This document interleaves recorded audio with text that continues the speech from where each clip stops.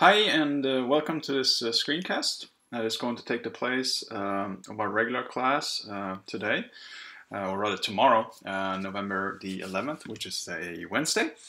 Again, this is going to be a blended class. You'll have 3 assignments to complete. 1 is your quiz, number 2 is the screencast, and then number 3 is a little activity where you have to compose what I call mean tweets, and all of that will be described in the email that I will send out to you after I've completed this screencast. So this screencast is going to cover section 4 in chapter 5, and it deals with Alexander the Great. So what I'm going to do here is that I know you took notes on Alexander the Great and his father, Philip II, but I'm going to expand on those notes a little bit. There are certain things in your textbook, or there are certain things that your textbook does not mention, and I want to make sure we get the full picture here of Alexander the Great. So the title of this little screencast here is Alexander the Great, the man who wanted to conquer the world. And that's kind of the first thing that you need to know about Alexander. He was one of the few people in history that has actually set out to conquer the entire world. He wanted to control all of it, which tells you a lot about Alexander right from the get-go here. So one of the things that you need to be aware of here is that in the aftermath of the Peloponnesian War, which took place between Sparta and Athens, although Sparta won, all of the Greek states were so worn out from this war that nobody could really control Greece. So Sparta, although they won the war, could not control Greece.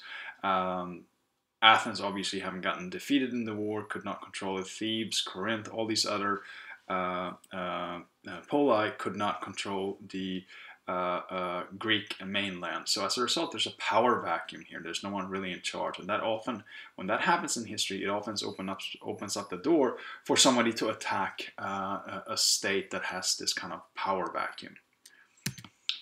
So that person is going to be Philip II of Macedonia. Macedonia, as you should know from your reading, is a territory just to the north of Greece. And Macedonia had not been doing much of anything. They were relatively unorganized, not very well developed. But that all changed when Philip II took control. He was a very, very good ruler, very, very skilled ruler. He took power in 359 BCE. And what he did was that he created a new type of army based on these hoplites that's on the slide here, hoplites. These were basically soldiers with long spears, and they became enormously successful. He used the battle formation, the phalanx that we talked about a couple of weeks ago, to great success. So what Philip starts to do here is that he takes over Greece piece by piece. It's not a one kind of invasion and then he's conquered all of Greece. Instead, he takes over a little bit of territory there, a little bit of territory here. Then he plays a couple of Greek states against each other. He sides with one when the one state fights the other. So he's very, very cunning, very, very smart. And eventually, at the Battle of Chaeronea in 338 BCE, after that battle, Philip controls all of Greece. So now the Greeks who came out of this glorious period with Pericles and all these people have now found themselves taken over by the Macedonians and by Philip II. Philip II had a lifelong dream, and that was to conquer Greece and then attack Persia. He wanted to conquer Persia. Unfortunately, Philip died relatively quickly after he conquered Greece. He died in 336 BCE, and your textbook doesn't really mention the reason and for why he died. Philip, in addition to being a very skilled military leader and a very good ruler, was also quite a womanizer. He had many different wives, and he had dozens and dozens of mistresses. And unfortunately, this kind of comes back to haunt him here, because what happens is that one of the men whose wife had an affair with Philip gets so jealous that eventually he assassinates Philip in 336 BCE. So his affairs with all these women eventually caused his downfall. So his son, Alexander the Great, or he's not the Great yet, but Alexander comes to power. He's only 20 years of age, but he was already at that age very, very smart, very, very clever, very, very cunning. He was one of those rulers that come along every now and then in history. They're very, very rare. As you can see on this slide, he's been described as handsome, charismatic, and ambitious, which is a pretty good combination for a leader. He had been tutored by Aristotle, and we talked about Aristotle in class today. So that should give you an idea of the fact that he was not only a good military leader, but a very, very well-rounded. He knew a lot about philosophy. He loved the old Greek heroic tales. He loved the Iliad and the Odyssey. As a matter of fact, one of the interesting facts about Alexander is that he's always slept with 2 items under his pillow every night. One was a dagger, a knife, and the other thing was a copy of the Iliad, written by Homer. Again, so he kind of has a dual personality here. He has one side of him that's very kind of literary and poetic, and then he has a very violent side as well. So the first thing that Alexander does when he comes to power is that he murders every single one of his male relatives, just to make sure that there's no threat to his power. And again, he's 20 years of age at this point, so that's pretty amazing.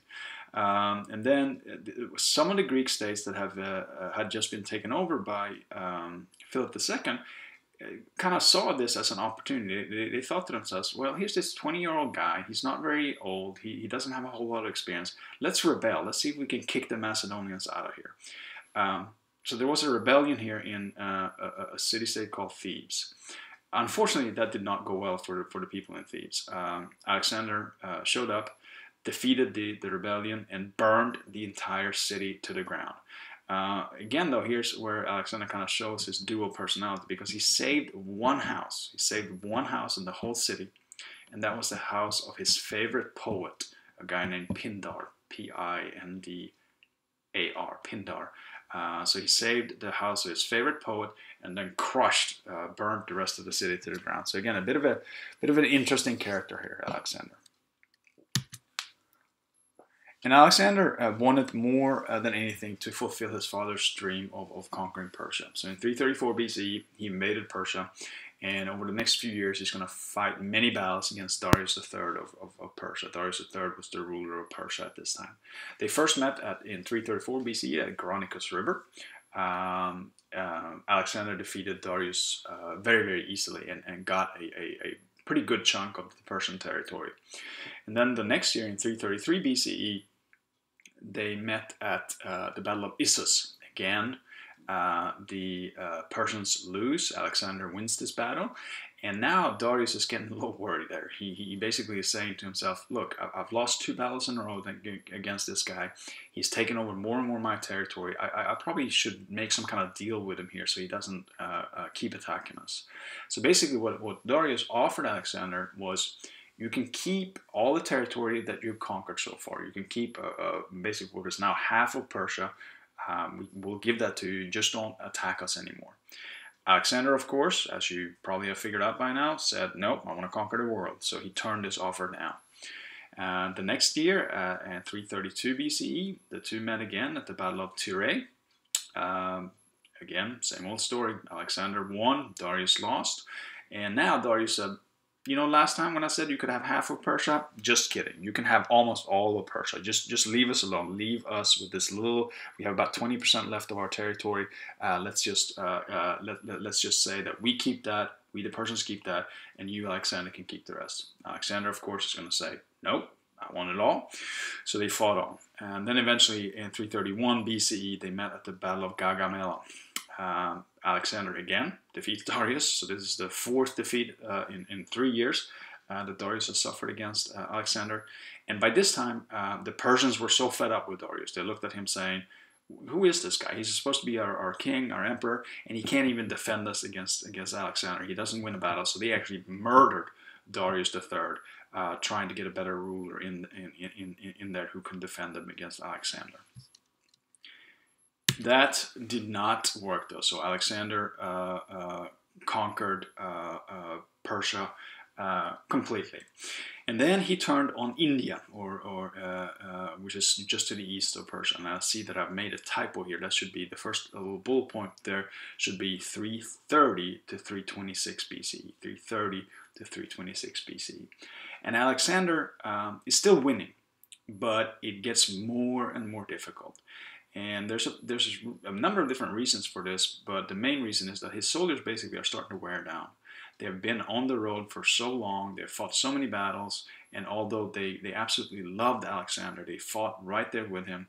They loved everything that he stood for. He was so successful, and again, they really looked up to him. After a while, the soldiers in Alexander's army started to say, you know what, I've been on the road for 6, 7, 8, 9, 10 years. I haven't seen my family in a long time. I want to go home. Kind of the final straw here was that in 326 BCE, the Macedonians and the Greeks came across something that they'd never seen before, and these were elephants. And the Indians brought these elephants into battle, and I don't know if you can picture this or not, but imagine if you've never seen an elephant before, you have no idea what this is, and then you show up on the battlefield, and all of a sudden this massive, massive animal is charging against you. That had to be pretty frightening. So although the Macedonians and the Greeks still won this battle, the soldiers of Alexander basically said, you know what, we've had enough. We're fighting elephants, it's getting crazy, we want to go home. So Alexander actually agreed. So they left and went home, and it was a really, really difficult journey home. They wandered through deserts, and most of Alexander's army actually ended up dying on the way back. And Alexander himself actually never made it back to Greece. He died on the way back in 323 BCE. Historians don't really know why he died. Most of the historians agree that he probably drank himself to death. He was a pretty severe alcoholic, which again kind of adds to the strange nature of this man. So successful, interested in literature, interested in worldly things, very cruel at the same time. His soldiers described him as friendly, as wonderful, and at the same time he was pretty much a complete alcoholic. So he pretty much drank himself to death and then died on the way back from India.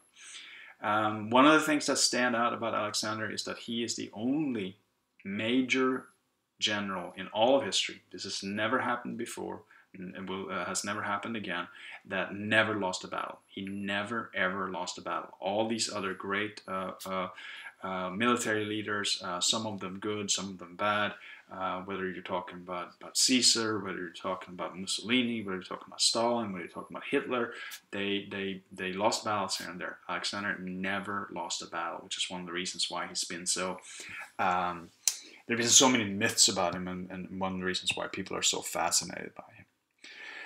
So that's the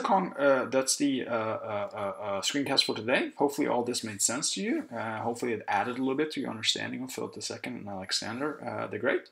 If you have any questions, do let me know. Write those down, and I'll be happy to answer them in class on Friday. I wish you all a great rest of your Wednesday and a good rest of your week.